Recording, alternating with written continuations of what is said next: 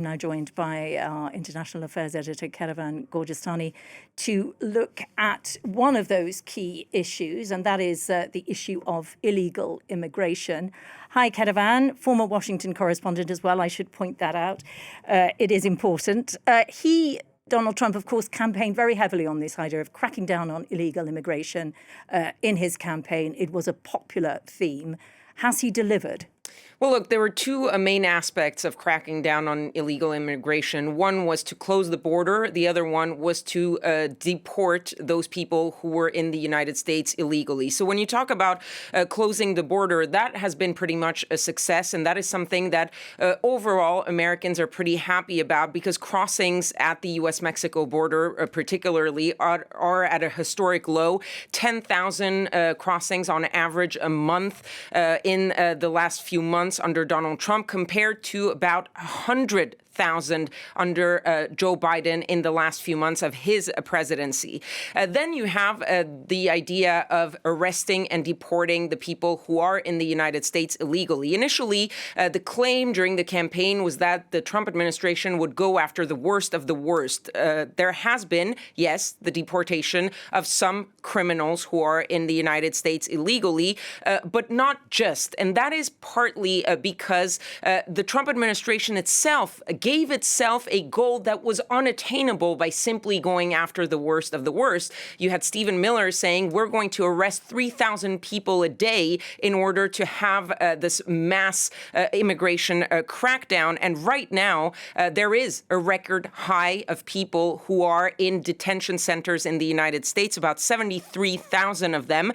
70% of those have no criminal history or criminal record. And most of those who do have a criminal record have criminal records for minor offenses like traffic violations. So not exactly the worst of the worst. And what the strategy was to make life so miserable for people who do not have actual legal status that they would either not come or leave by themselves, and there have been some incentives for people to self-deport. These are the numbers from the Department of Homeland Security that were given in December, so nearly a year into Donald Trump's term. 622,000 deportations and 1.9 million self-deportations.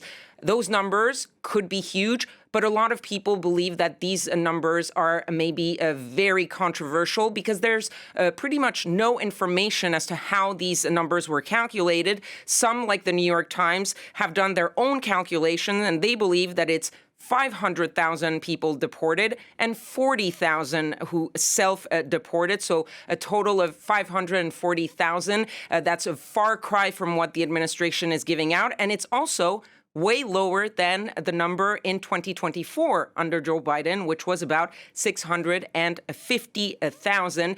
And Americans increasingly, and we're seeing images of those ICE operations, Americans increasingly uncomfortable, not with the idea of cracking down on illegal immigration, but the tactics that are used and the heavy-handed tactics that are used, especially when it comes to those ICE operations that we've seen around the country. And that is why you have today the lowest approval of Donald Trump's approach to immigration since he has returned to office. Only 38% of Americans approve, that is, Democrats and Republicans, down from 49% just last spring.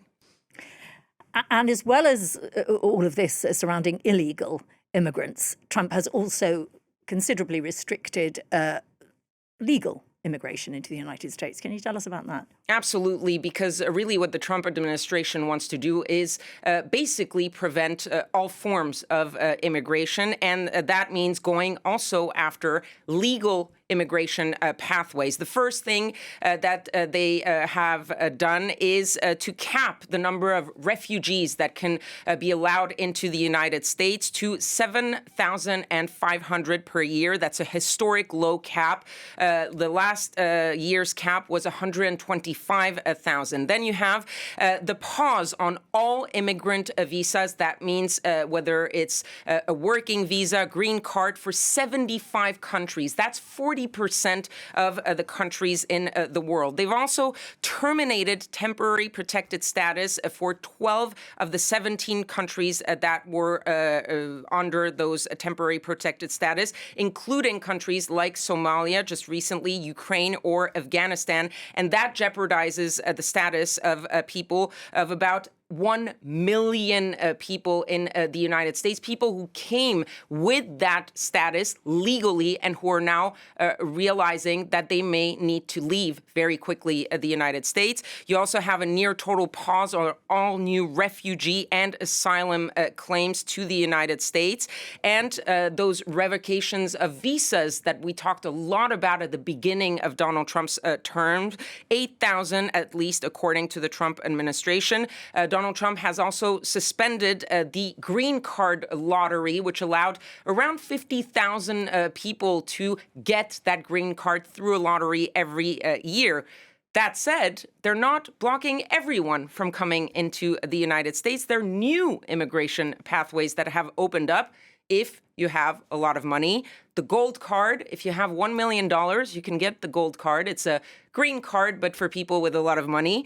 And there are the H-1B visas. Those are for skilled workers. Those existed before, but now there is a price tag of $100,000 for companies who want to bring in foreigners to work for them.